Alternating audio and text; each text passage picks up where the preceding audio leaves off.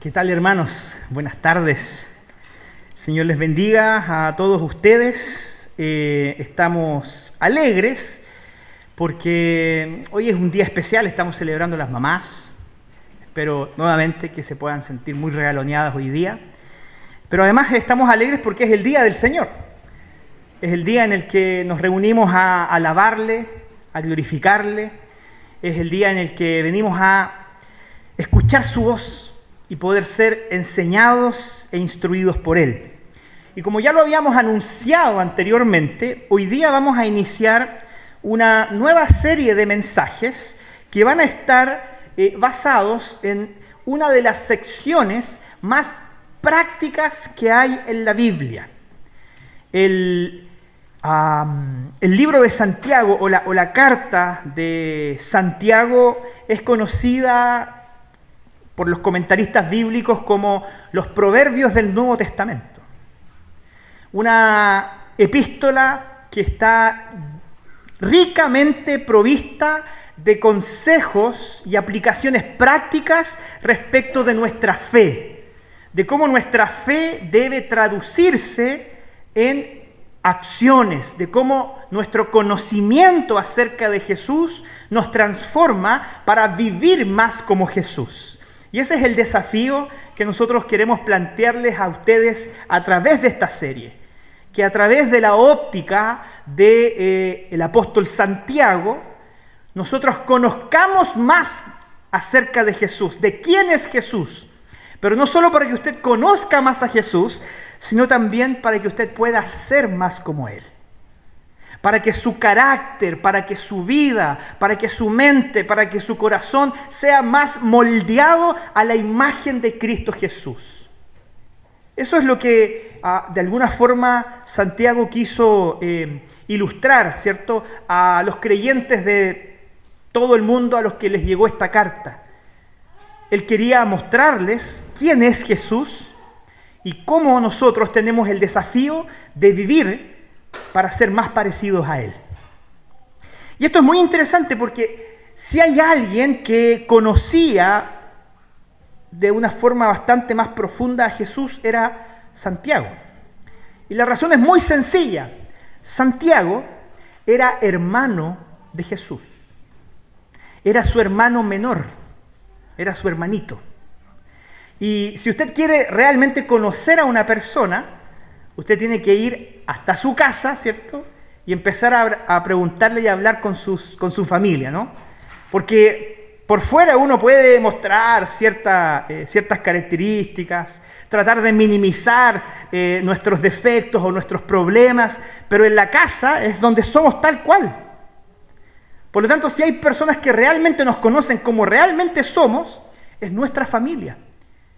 Y esto es magnífico porque Santiago se crió al lado de Jesús. Ellos estuvieron compartiendo toda una vida juntos. Entonces, si hay alguien que realmente conocía a Jesús, era uno de sus hermanos, el apóstol Santiago. Y él nos muestra que su hermano era, de hecho, su Salvador. Porque él da testimonio de que, aún siendo hermanos y viviendo en la misma familia, él no era de estos hermanos que a veces uno tiene, que son medio pesados y molestosos, y con los que a veces uno tiene conflictos, sino que realmente él se manifestaba tal cual él decía ser, como el Hijo de Dios. Entonces, a través de la epístola de este apóstol, que es Santiago, vamos a conocer a través de la óptica de alguien que estuvo bastante tiempo junto a nuestro Salvador, cómo él era. Y cómo es también el desafío que usted y yo tenemos de, conociendo más a Jesús, aprender a ser y a vivir más como Él. Así que, de hecho, esta epístola comienza con un tema que queremos tratar con ustedes hoy día. El apóstol Santiago comienza diciendo que la vida es difícil, pero Dios es bueno. La vida es difícil, pero Dios es bueno. El apóstol Santiago se presenta a sí mismo, él dice, se presenta así como Santiago, siervo de Dios, del Señor Jesucristo, y de hecho dice que le escribe a las 12 tribus que están en la dispersión, ¿no? Y yo puse esta foto de un hermano mayor con un hermano menor porque de alguna forma yo a través de la epístola de Santiago trato de poner esta imagen en mi mente de cómo muchas de las cosas que el apóstol Santiago escribe, él las experimentó de forma muy cercana con su hermano. De las cosas que él de alguna manera práctica nos anuncia, él las conoció y las descubrió porque compartió muy de cerca cada una de estas experiencias con su hermano que es nuestro Salvador Jesús. Esto realmente para mí le da una profundidad mayor a la lectura de esta epístola. Y tal vez el apóstol Santiago comienza con una declaración de realidad que nos sirve como un punto de partida muy necesario. A mí me gusta que el apóstol Santiago comience aquí, ¿no? Porque finalmente él dice que el cristianismo, que él mismo aprendió a vivir creyendo en su hermano como su Salvador, funciona. Pero no funciona de la forma en que usualmente las personas les gustaría que su cristianismo funcionara. Porque la fe cristiana no es una especie de amuleto a través del cual usted puede deshacerse de todas sus dificultades, de todos sus problemas, de todos sus pesares. No es como, de hecho, el apóstol Santiago presenta la vida cristiana a aquellos que fueron sus destinatarios, entre ellos nosotros hoy día también.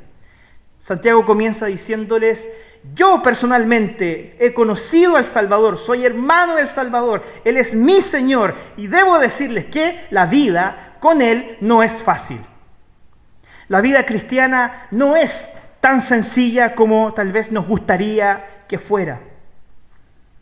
Porque existen momentos en el que vamos a atravesar por pruebas y dificultades. Pero no le quepa duda alguna que si bien la vida cristiana no es la más fácil, pero es la mejor vida que podemos tener. La vida cristiana no es la más fácil, pero es la mejor vida a la cual podemos aspirar vivir. Porque mientras más cerca estemos de Jesús, como Santiago estuvo cerca de su hermano, encontraremos sentido a todas las cosas que acontecen en nuestra vida. Por eso, después de que Santiago se presenta, él hace esta declaración y les dice a ustedes y a mí, Santiago escribe a usted y a mí: hermanos míos, tened por sumo gozo cuando os halléis en diversas pruebas. Qué contradictorio suena esto, ¿no? Sentir alegría y gozo en medio de las pruebas. ¿Qué significa esto? Él añade: sabiendo que la prueba de vuestra fe produce paciencia. Mas tenga la paciencia su obra completa para que seáis perfectos y cabales, sin que os falte cosa alguna. Permítame decir primeramente lo que el apóstol Santiago no está enseñando con esta declaración. Porque cuando abrazamos a Jesucristo por la fe y vienen las tormentas y vienen las dificultades, nos vemos tentados a poner pensamientos en nuestra mente que no representan realmente la realidad de quién es Dios y cuál es su relación con nosotros. Es por eso que yo primeramente quiero mencionarle algunas cosas que el texto no está diciendo y que a veces nosotros solemos pensar cuando nos hallamos en diversas pruebas.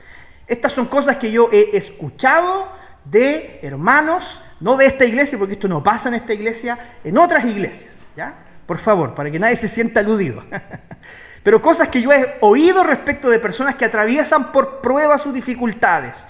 Algunos dicen: pastor, Dios me está castigando con esto. Yo estoy atravesando esta prueba y esta dificultad en mi vida porque Dios me está castigando. Algo hice.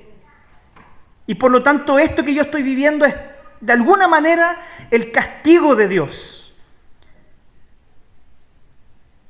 Cuando Jesús fue crucificado, la Biblia dice que Él cargó sobre sus hombros todo el pecado de su pueblo.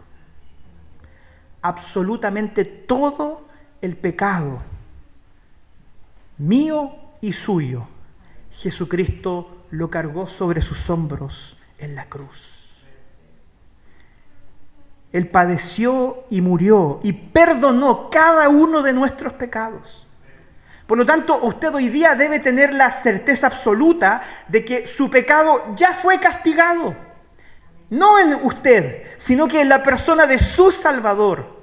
En Cristo Jesús, toda su maldad fue castigada y perdonada. Por lo tanto, Dios no tiene la necesidad de seguir castigándote por nada. De hecho, sería injusto que Dios actuara de esa manera, porque ningún criminal puede pagar 2 veces por una misma falta. Nuestro pecado ya fue perdonado. Por lo tanto, cuando tú te hallas en diversas pruebas, en dificultades, en momentos de oscuridad en tu vida, por favor, si abrazaste a Jesucristo por la fe, Dios no te está castigando. Él no es un Dios vengador, ¿no? Que mira tu maldad y dice, lo voy a castigar porque se portó mal. Dios no es un padre que cuando no nos portamos bien dice que ya no que nos deja de amar y que ahora nos va a castigar. No es así. También he escuchado a personas que dicen, pastor, Dios me está fallando. Yo cuando creí en el Señor, yo tenía otra expectativa. Yo tenía otra idea de lo que iba a ser mi vida cristiana. Y siento que Dios me defraudó. Porque no me entregó lo que me prometió. Y yo dije, no sé quién le prometió que todo iba a estar bien, la verdad. Pero Dios no te está fallando. Porque Dios no falla. Porque Dios es perfecto.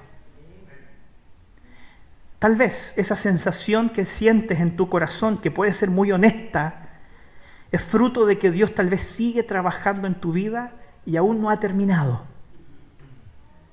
Aún no termina de trabajar en ti. Pero Él no te ha fallado. Él no te va a desilusionar jamás. Porque cuando te sientes lastimado, debes abrazar con confianza a tu Dios que prometió estar contigo cuando nadie más iba a estar. Cuando nadie más está, Dios está contigo. En tu sufrimiento personal, aquellas cosas que a veces guardas en tu corazón, esas tristezas que no compartes con nadie o con solo un par de personas, déjame decirte que el Señor ya las conoce y Él se va a hacer cargo de eso, porque Dios no te va a fallar. Otras veces he escuchado a personas con dolor en su alma delante de tragedias en su vida, a veces a trágicas separaciones de seres queridos, gente que dice, el Señor me abandonó, el Señor se olvidó de mí, el Señor puede que esté ocupado haciendo otras cosas más importantes que atender mi dificultad o mi sufrimiento. Es fácil creer a veces que Dios está cerca cuando las cosas andan bien. Lo difícil es realmente confiar que Él está cerca cuando las cosas son difíciles en la vida. Cuando nuestra vida se pone cuesta arriba, es difícil realmente ver y comprobar la presencia del Señor. Pero déjame decirte esto con la autoridad que la palabra de Dios me da. Tú nunca quedarás huérfano. Nunca serás un hijo que no tenga un padre. Porque Él persevera con nosotros. Él no echa fuera a sus hijos. Él no los abandona. Nuestro Padre que está en los cielos no es como los papitos corazón que nosotros conocemos y que no pagan la pensión. Él no te abandona. Él no te deja tu suerte. Él no se olvida de ti. Él persevera, siempre está ahí. Dios nunca te va a abandonar. La palabra de Dios lo dice. Siempre te sustentaré. Siempre te guiaré con la diestra de mi justicia, dice el Señor. Otros incluso pueden llegar a pensar que Dios está siendo malo. Dios es malo. Y la verdad es que cuando vamos a la Biblia descubrimos todo lo contrario. Dios es bueno. Dios siempre es bueno. Y de hecho Dios está lidiando con la maldad. Él está batallando contra la maldad que nos trae tanto dolor. El Señor no es aquel que es el origen de nuestro sufrimiento. Muchas veces nuestro sufrimiento está asociado en gran parte a nuestras malas decisiones y en otra gran parte a situaciones circunstanciales que muchas veces no podemos controlar. Pero el Señor nunca deja de ser bueno, porque Él tiene un carácter perfecto. Otras personas en medio del dolor buscan consolarse diciendo, finalmente yo sé que todo se va a arreglar. Y pasan los días y pasan las semanas y dicen, todo se va a arreglar. Y a veces las cosas no se arreglan. A veces las cosas empeoran. ¿Le ha pasado? Que usted tiene la expectativa de estar en medio de una dificultad y usted pone su confianza en el Señor y dice, no, sí, vamos a salir de esta. Y a la vuelta de la esquina hay otra cosa peor esperándolo. Y su corazón se desfallece y dice, ¿qué está pasando? Hermanos, Dios no siempre promete que las cosas van a cambiar. ¿Sabe lo que Dios sí promete de verdad? Que usted va a cambiar. Que su corazón va a cambiar. Que su vida va a ser moldeada. Incluso delante de circunstancias que pueden permanecer iguales durante toda su vida. El Señor se va a hacer cargo de tu corazón. Tú vas a cambiar. Porque el Señor está contigo. Porque Él no falla. Porque Él no te abandona. Y porque Él es bueno. No siempre las cosas se arreglan. Y por otro lado también, no siempre el Señor va a contestar todas nuestras preguntas. No va a pasar. En ninguna parte de la Biblia usted encontrará la promesa de que Dios va a resolver cada una de las dudas que surgen respecto de las diversas pruebas que usted ha tenido que padecer. No le quepa duda alguna que en la palabra de Dios, que es la Biblia, usted va a hallar muchas respuestas. Aquí hay muchas respuestas, pero no todas. Hay cosas que el Señor no va a responder. Hay cosas que no van a tener explicación. Para mí hoy día, a lo largo de toda mi experiencia como hijo de Dios, como ministro de su palabra, hay circunstancias que atravesé que sinceramente no tengo idea qué fue lo que pasó y por qué Dios permitió que yo pasara por eso. Hace un par de días atrás estábamos compartiendo con un grupo de jóvenes de la iglesia. Estábamos despidiendo la soltería de Lorenzo, que se casa la próxima semana. Estábamos conversando en la mesa, disfrutando de algunos snacks. Y yo les conté de un episodio en mi vida que fue muy difícil y duro de atravesar. Y uno de los jóvenes me preguntó, ¿y por qué pasó todo eso? Y yo le dije, hasta el día de hoy no tengo idea. Hasta el día de hoy no sé por qué el Señor me hizo pasar esa prueba tan dura para mí y para mi familia. Lo que sí sé es que el Señor siempre estuvo a mi lado, que Él no me abandonó y que si hoy día yo sigo aquí es por su gracia y su misericordia. No siempre el Señor va a contestar todas tus dudas. Entonces, ¿qué está diciendo el apóstol Santiago cuando él dice que debemos tener mucha alegría cuando nos hallemos en diversas pruebas? Lo que sí está diciendo este texto es que, de hecho, vamos a tener pruebas. Disculpe que parta por la más mala, ¿no? Pero eso es lo que está diciendo el texto. Que en su vida ustedes van a atravesar por pruebas, porque el texto no dice tener por sumo gozo si es que ustedes atraviesan diversas pruebas. No es lo que dice el texto. El texto dice estén alegres, siempre gozosos, cuando las pruebas vengan sobre ustedes. Ergo, las pruebas van a venir. No nos vamos a librar de ellas. Vienen sí o sí. Si tuviésemos que apostar a la probabilidad de experimentar una prueba, la probabilidad va a ser 100%. Ahí usted apuesta a ganador al tiro. ¿Será que el Señor tiene alguna prueba para mí? 100% de probabilidad. Va a venir algo. No le quepa duda alguna. Vamos a tener pruebas. Pero no solo eso. Lo que quiere decir Santiago es que esas pruebas deben representar para nosotros oportunidades. Las pruebas para nosotros son oportunidades. Fíjense que un examen, ¿cierto? Una prueba puede ser algo bueno o algo malo. ¿De qué depende que una prueba sea buena o sea mala? ¿De qué cree usted que depende de que una prueba sea buena o sea mala, ¿no? Si usted se prepara, si usted estudia y si a usted le va bien en ese examen, ¿cómo va a salir usted después de ese test, ¿no? Sale contento. Porque estudié, me preparé, rendí la prueba, me fue bien. Y de hecho, a causa de eso podemos ir aprobando cursos y obteniendo títulos, y eso produce alegría. Pero ¿qué pasa si usted no se prepara? Si usted enfrenta el examen y fracasa, si a usted no le va bien, ¿cómo usted va a salir de ese lugar? Absolutamente devastado y triste. Entonces, esto es lo interesante de las pruebas en la vida cristiana, que también son una oportunidad a través de la cual usted puede salir contento.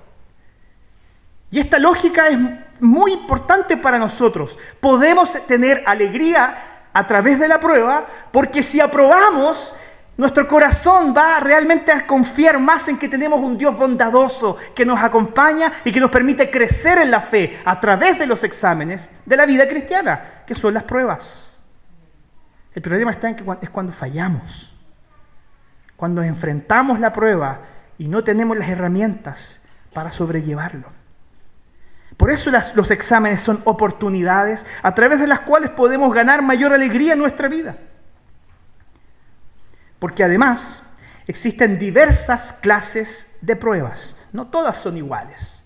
Todos los que estamos aquí podremos tal vez dar testimonio si hiciésemos una gran mesa redonda y compartiéramos cuáles son los orígenes de nuestras propias dificultades y pruebas. Algunas de ellas tal vez son emocionales.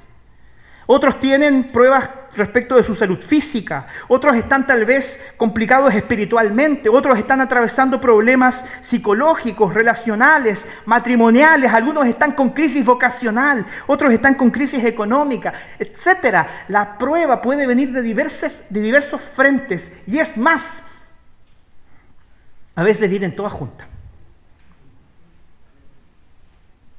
A veces hay una temporada en nuestra vida que es como, disculpen que me ría, pero que yo me acuerdo de mi auto con esto, porque se echó a perder una cosa y se echó a perder todo.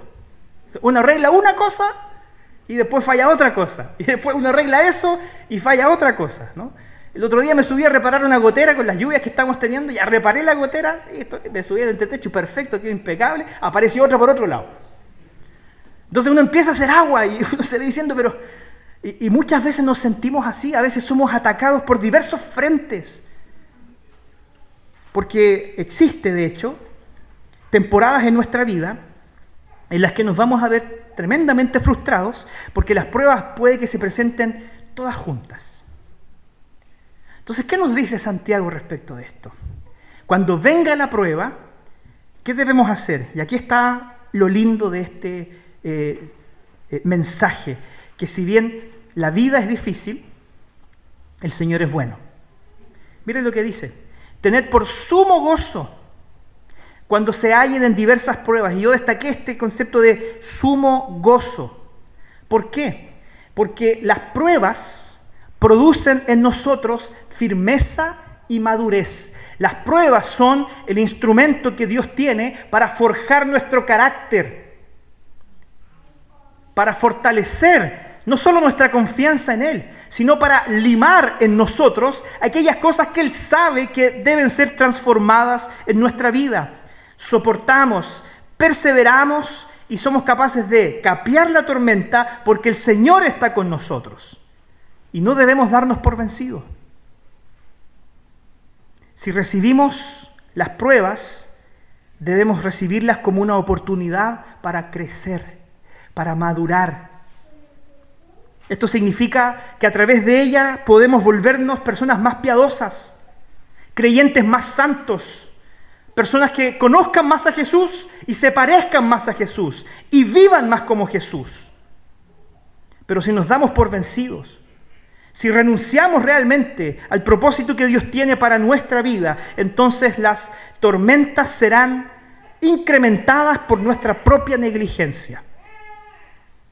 Y vamos a comenzar a hacer agua.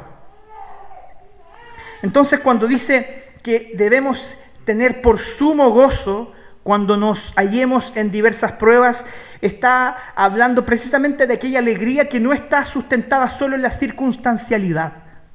Porque yo me puse a pensar en lo siguiente. Ok, voy al médico.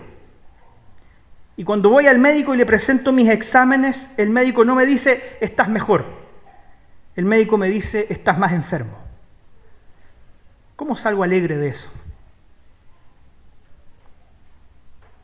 Cuando voy a la oficina del jefe y el jefe no me dice, te voy a aumentar el sueldo, él me dice, estás despedido. ¿Cómo salgo contento de eso? Cuando te juntas con tu novio o con tu novia y en vez de decirle a él, quiero casarme contigo, él te dice, en realidad quiero que terminemos. ¿Cómo hallar alegría en eso? Ahí es donde aplica lo que el Santiago quiere enseñarnos. El gozo no es circunstancial. Porque ¿saben qué? La alegría es un sentimiento que pueden sentir cristianos y no cristianos. Cristianos y no cristianos sienten alegría en su corazón, pero el gozo solo está en el corazón de los hijos de Dios. El gozo no es resultado de las circunstancias. El gozo se manifiesta a pesar de las circunstancias y a través de las circunstancias. El gozo es esa paz que dice la Biblia que sobrepasa todo entendimiento.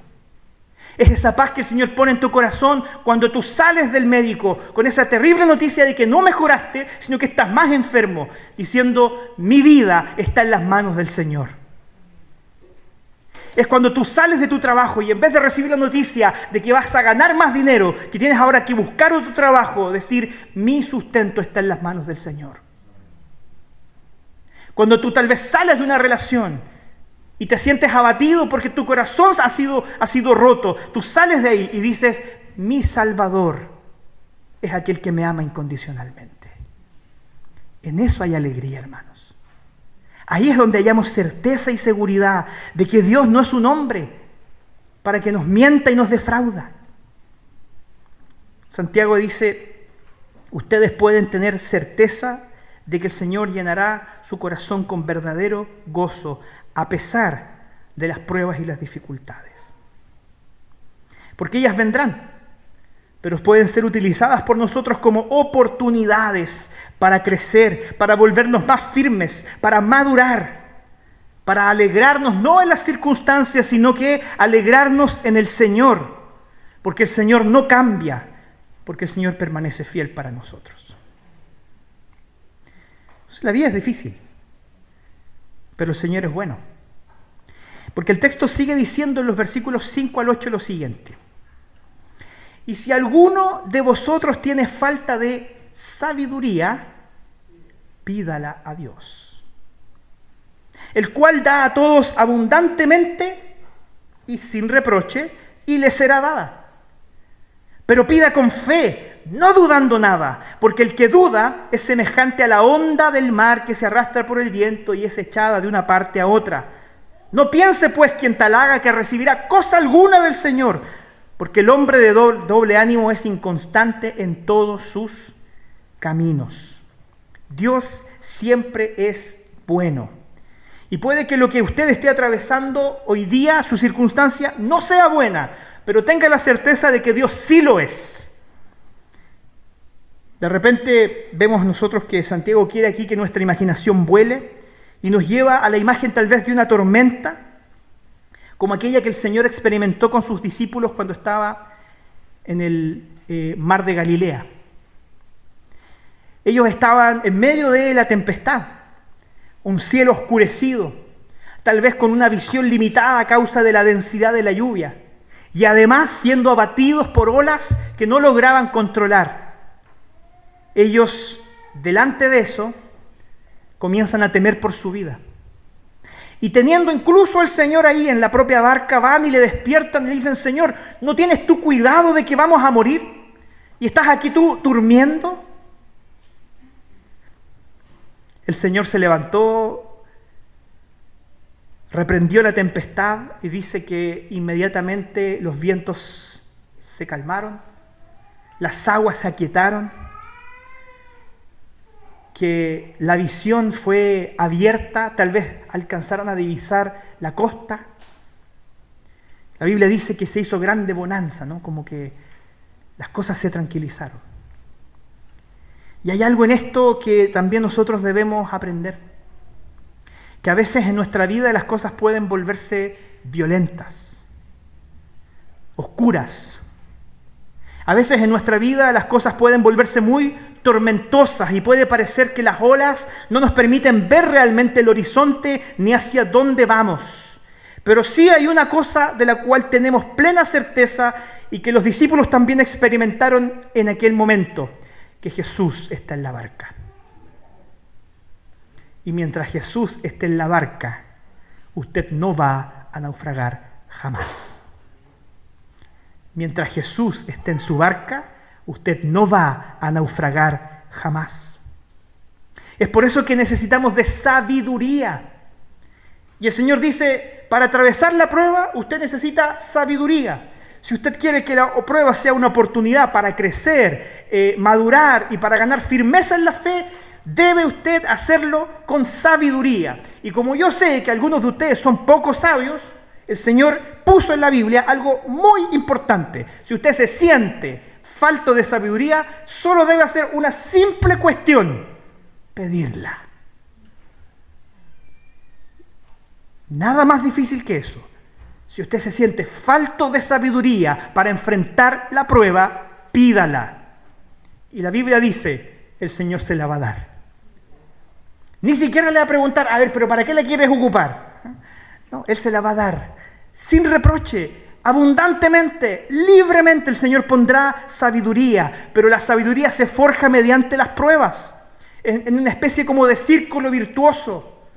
Cuando enfrentamos pruebas y el Señor nos ayuda con sabiduría a superarlas, eso fortalece nuestra fe, fortalece nuestra esperanza y nos hace tener firmeza en la fe. Eso nos transforma en creyentes más sabios, mejor preparados para una próxima prueba. Y cuando atravesamos esa próxima prueba, salimos más fortalecidos. ¿Para qué? Para crecer en fe y glorificar al Señor con nuestra vida. El Señor mismo te ofrece ayuda.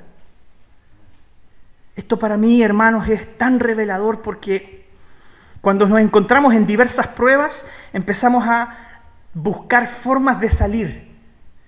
Empezamos a buscar ayuda, a ver cómo lo resuelvo, cómo hago, y empezamos a cuestionarnos. Y yo estoy seguro que muchas veces nos ha costado conciliar el sueño en la noche pensando en cómo vamos a resolver esos problemas que nos atormentan.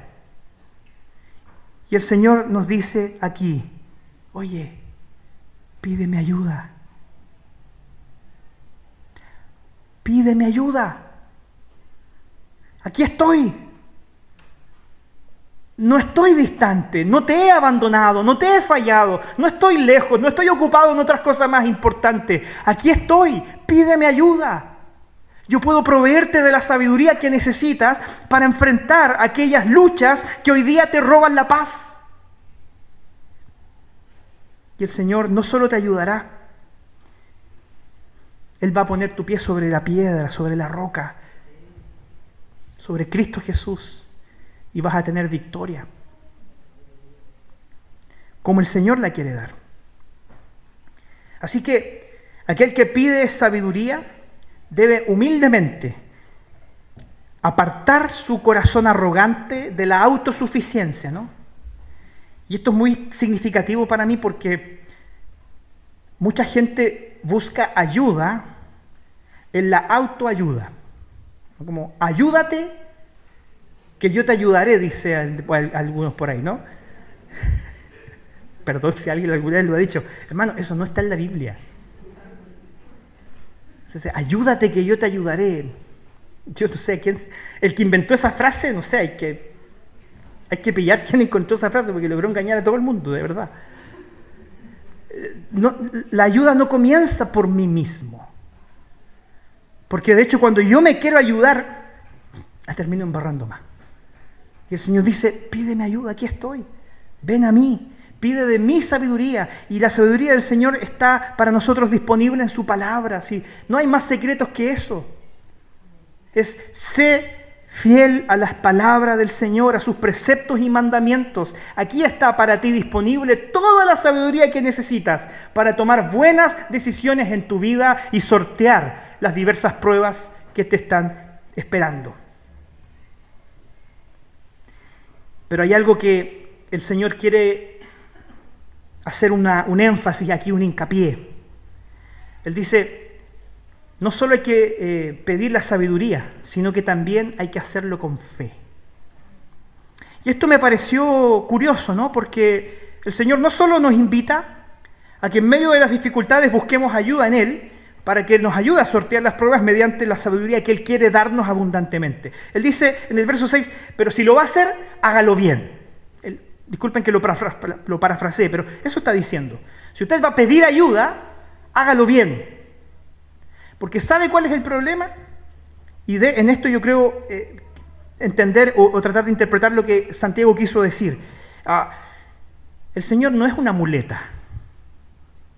No es como ya le voy a pedir al Señor a ver por si acaso, ¿no? Así como por si resulta. Voy a tener un montón de opciones disponibles. Entre ellas, una de mis opciones va a ser buscar ayuda en el Señor, ¿no? Porque en una de esas, si esto no funciona, el Señor sí me va a funcionar.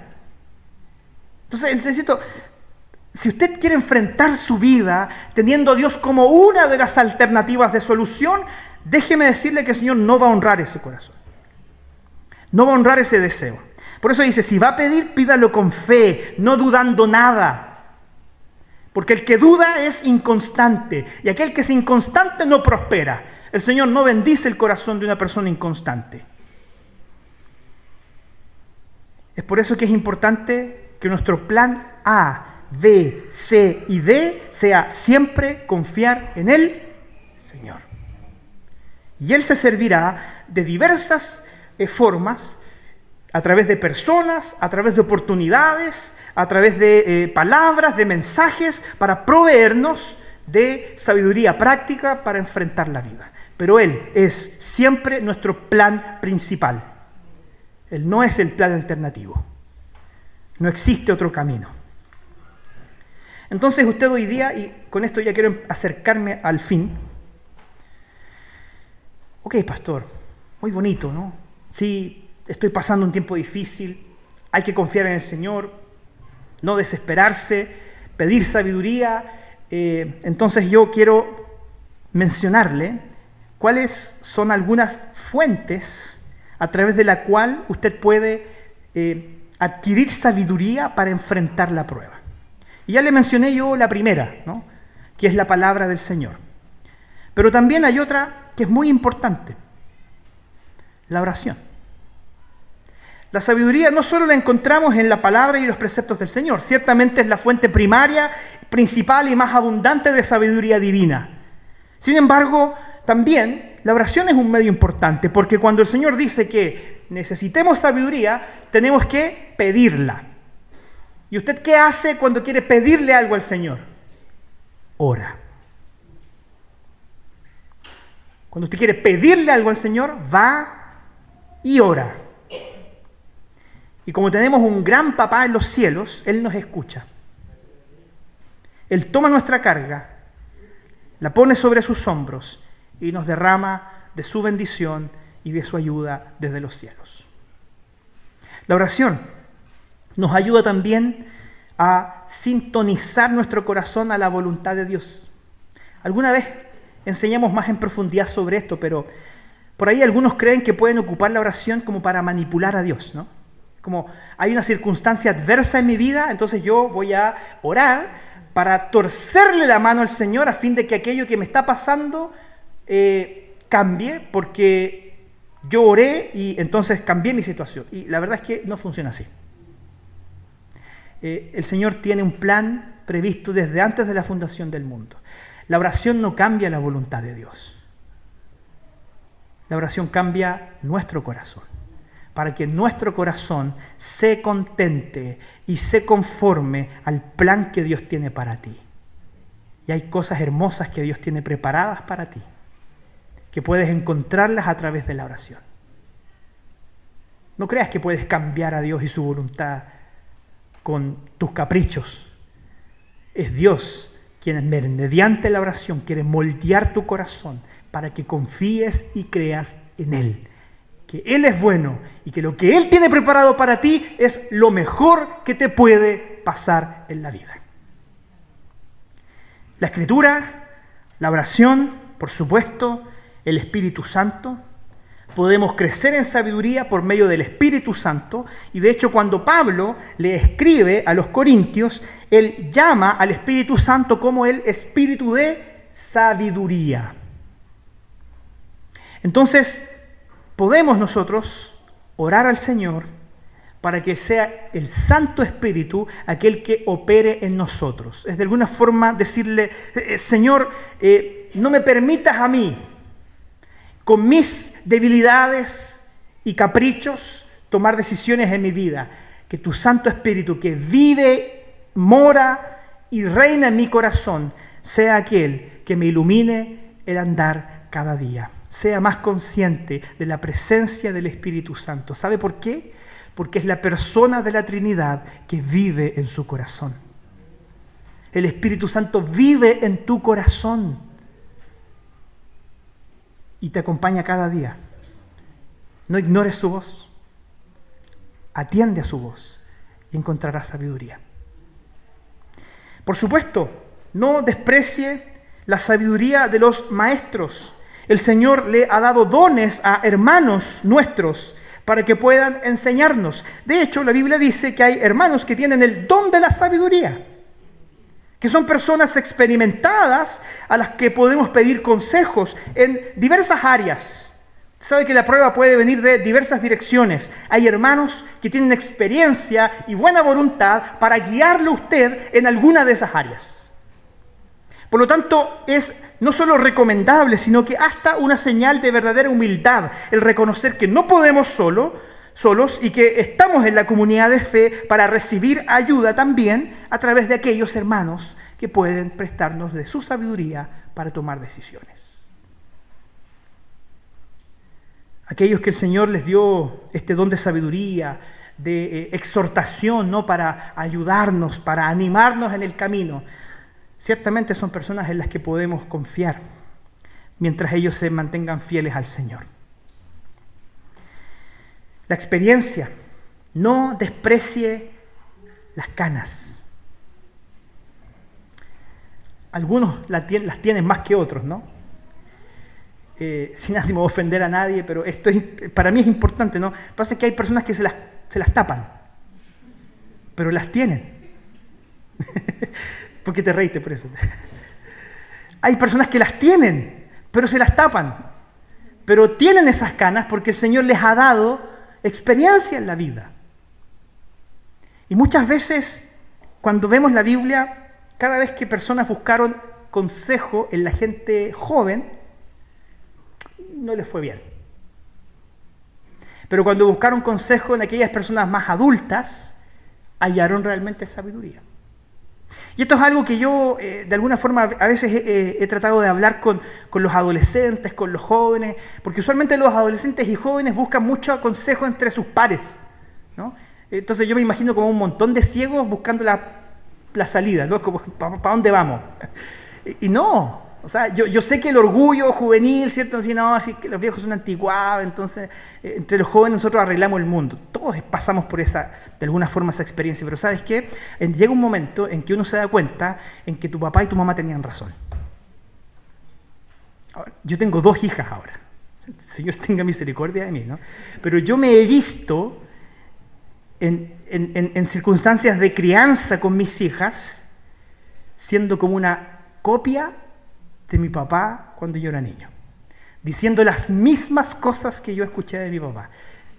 Y yo, un día yo llamé a mi papá y le dije: papá,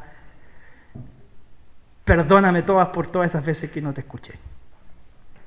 Ahora entiendo cuál era tu preocupación por mí.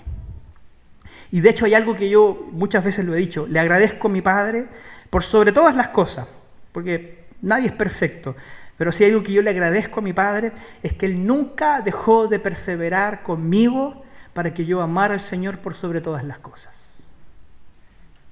Y con ninguno de mis hermanos. Él siempre perseveró para que nosotros amáramos al Señor por sobre todas las cosas. No con todos fue igual, yo tengo 4 hermanos, no con todos fue igual, pero mis papás perseveró. Y hoy día yo reconozco que esas canas que él tiene son batallas que libró, y esa experiencia, porque también hay que apoyarse, ¿cierto?, en aquellos que son más expertos en nosotros para ayudarnos a quienes venimos un poquito más atrás para enfrentar la vida. Con esto ya sí que voy terminando. Yo le dije en una discusión que tuve con mi hija mayor, ella me dijo: papá, es que tú no sabes. Imagínense lo que es escuchar un poroto de 6 años decirte: es que tú no sabes.